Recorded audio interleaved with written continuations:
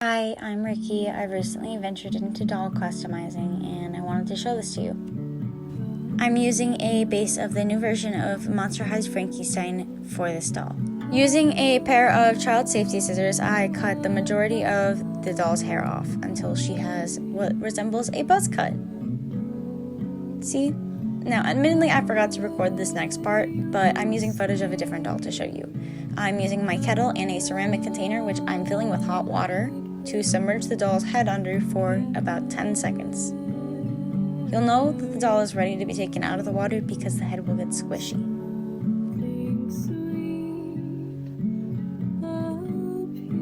Protect your hand with a washcloth, mitt, or something of the sort and detach the head from the body.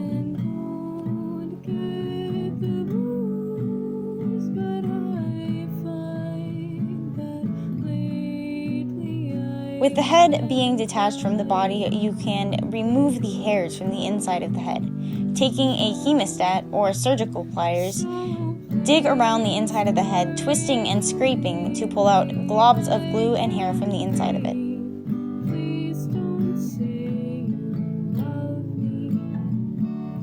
Once the hair is removed from the head, wash it off to get rid of any remaining hairs. I'm using dish soap to do so. Then I go in with acetone and Q-tips to remove the factory paint. It is easier to get factory paint off if you hold the Q-tip there for a few seconds before you swipe away. It gets more off this way. It can be helpful to use a toothpick to get the lips and small details on the face. Now I use a napkin and I get the whole face with one more wipe of acetone.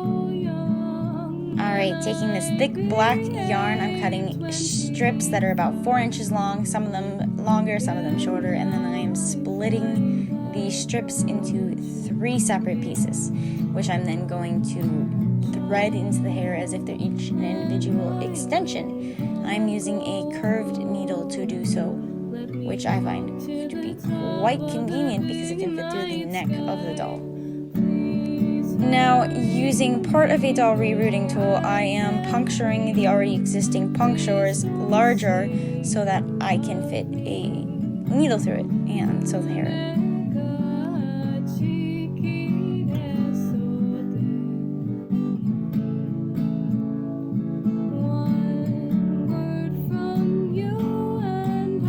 Now I'm continuing this along the hairline until I get to the very base of the hairline where I want to put in a different color. Now taking green yarn, I am doing the exact same thing as I did the black yarn, cutting a strip and then separating that strip into 3 strips, and then going in with the doll rerouting tool and entering it to the very base of the hairline.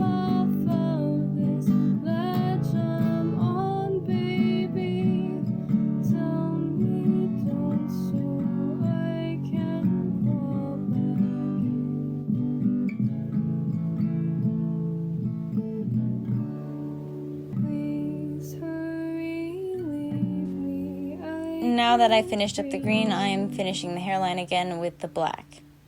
Unfortunately, my curved needle broke, so I ended up using a regular needle for the rest of the head, and that was extremely difficult.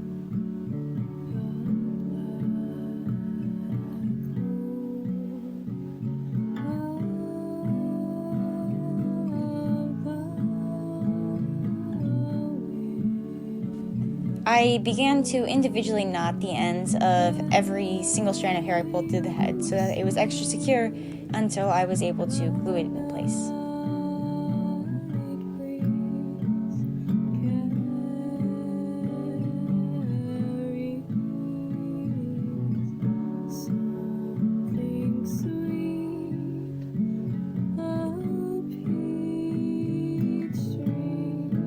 Alright, now I'm going to finish up sewing in the green hairs before I continue with the black. And I decided I wanted to paint the scalp so that I wouldn't have to sew in as many black hairs. So I'm going to pull the hair around the face of the doll and tie it off this way so that the bald part of the head is exposed. And I'm covering that up with a handkerchief and using these Walmart brushes and black acrylic paint to paint the scalp of the head black.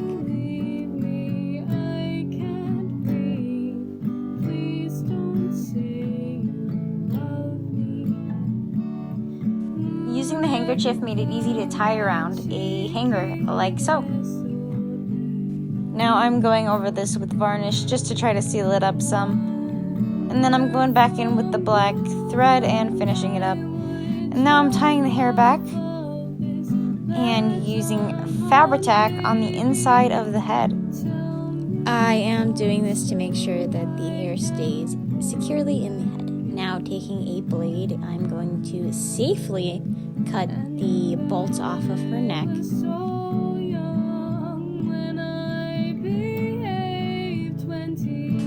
Now I'm going to protect her hair with a handkerchief and rig it up with separate ties so that it easily hangs onto a hanger.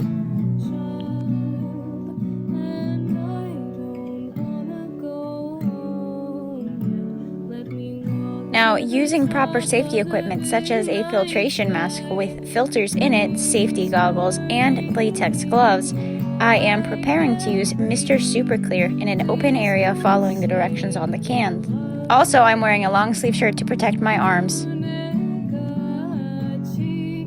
Now I'm going to spray the Mr. Super Clear onto the doll's face and body. I'm going to apply 3 coats and separate them with 30-minute periods so that the coats can properly dry.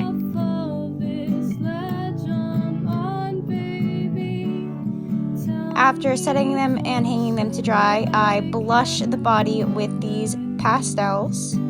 I am using blues and greens similar to the skin color of the doll. And I am also using this makeup brush, as well as a kneaded eraser to do so. Now, I am mainly going in on the joints because that is where blushing is most needed. It adds a more 3D effect.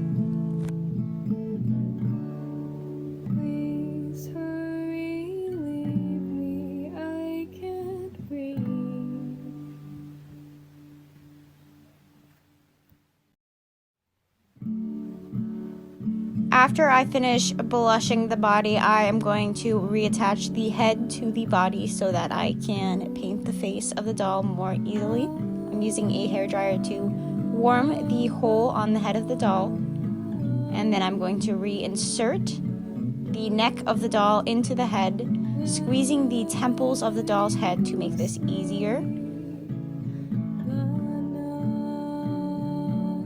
Next, I'm going in with these Faber-Castell watercolor pencils to mark up the outline of the face that I'm going to be drawing on the doll. Here I am looking at blues and greens similar to her skin tone to build up the face. I wish that I had recorded more of this process, but what can you do? Anyway, I paint the whites of the eyes with acrylic white paint so that I can build up the iris.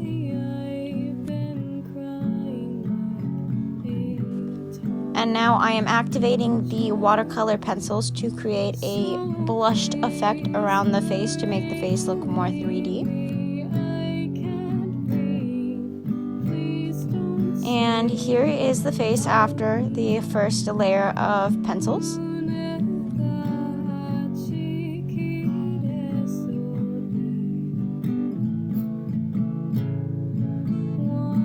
Here are the pencils I used to do so.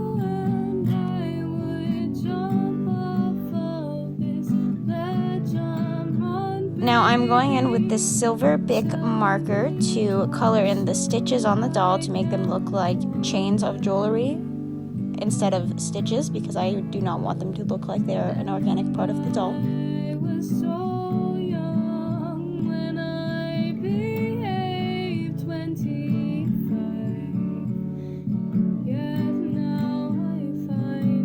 I am now going to go in with my acrylic paints and add details to the face.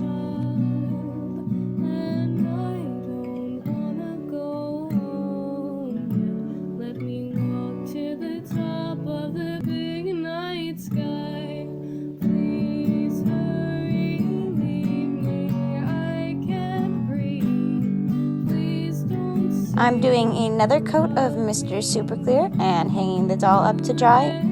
Supplying everyone with some nightmare fuel there. Here is what the face-up looks like currently. I am going in and trimming the hair now.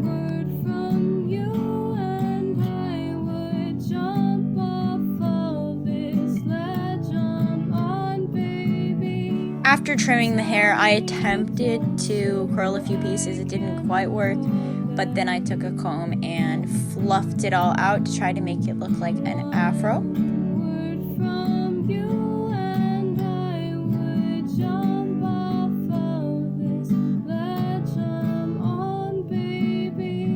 Using a black watercolor pencil from prior, I am going in and creating baby hairs along the hairline of the doll to make her look more realistic.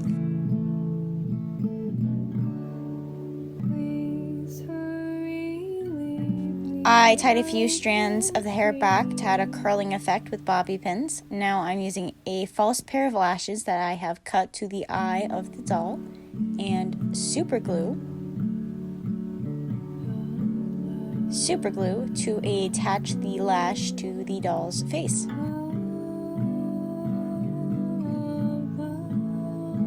Once the lashes are applied to the doll, I am going to trim them around the shape of the doll face so that they are curved and they look more realistic.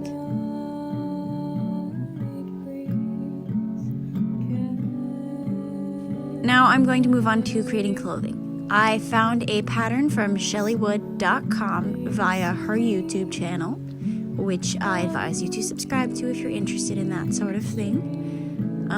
And I learned how to sew pants. I used this kit, which I bought for $5 from Dollar General, and I used an old pair of jeans and a sewed pair of jeans.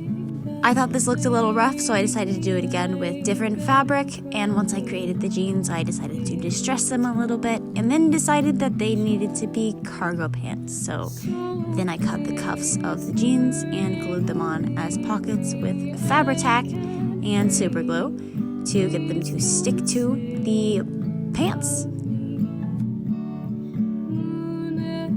Now, comparing the two pairs of jeans, I am so happy I decided to remake them. They look so much better. I'm going to take this chain and cut it in half with a pair of wire cutters, and I use the other half of the chain that you don't see here to create a necklace. And the other half I apply with super glue and Fabri-Tac to the jeans as a little pocket chain.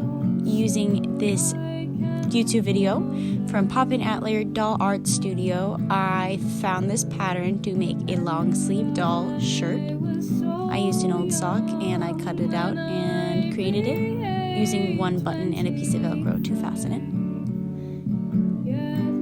Now I took that exact same pattern and I altered it slightly so that it was a little bit larger and had short sleeves to make an overshirt to go on top of this shirt.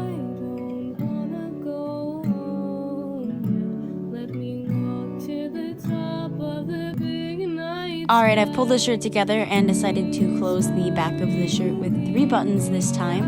And I'm going to reverse tie-dye it with a spray bottle of diluted bleach as well as a squirt bottle of diluted bleach. With a spray bottle, I'm going to go in first and create a spotted tie-dyed effect.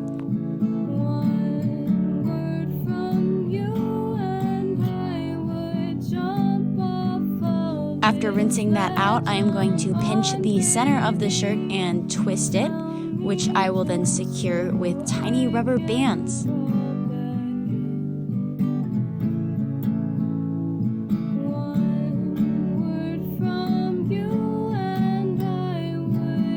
Now I'm going to use the squirt bottle of bleach to continue the reverse tie-dyeing process. I then let the bleach concoction soak for 45 minutes, rinsed it out, removed the rubber bands, and set it to dry. This is what it looked like.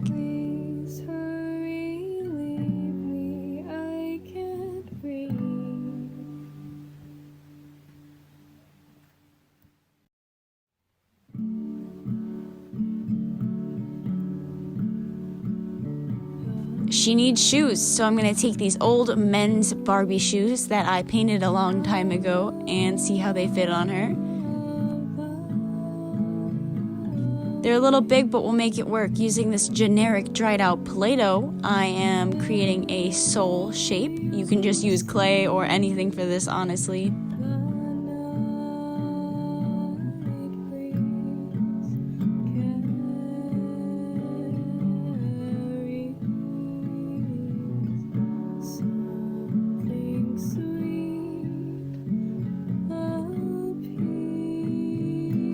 Using hot glue, I'm going to apply the Play-Doh chunk to the bottom of the shoe.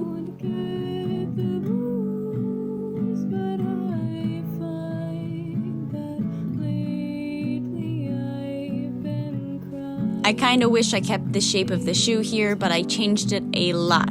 And I've decided to wrap fabric around the shoe here.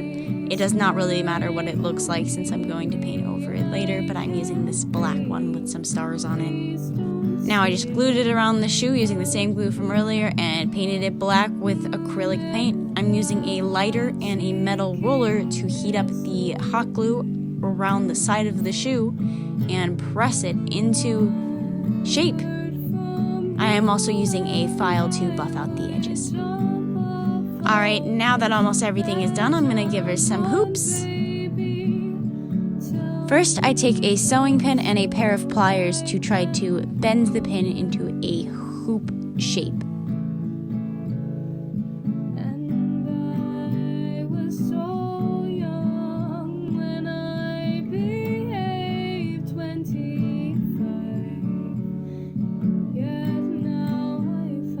I eventually take on the aid of a pencil to form the shape of the hoop.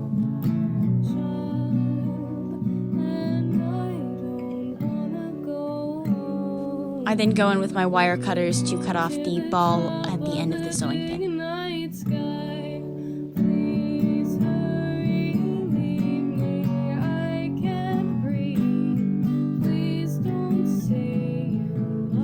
I finish forming the shape of the hoop with the wire cutters and pliers, and then I insert the hoop into the doll's ear using a tack to widen the piercing hole.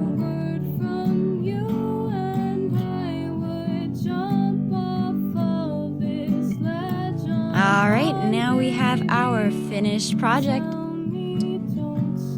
This project was inspired by the channel Delightful. I will include a link to that in the description. The music supplied in this is from a very talented friend, Strumbles. I will provide a link to her SoundCloud in the description as well. You can also find links to the channels whose patterns I use and a list of supplies in the description.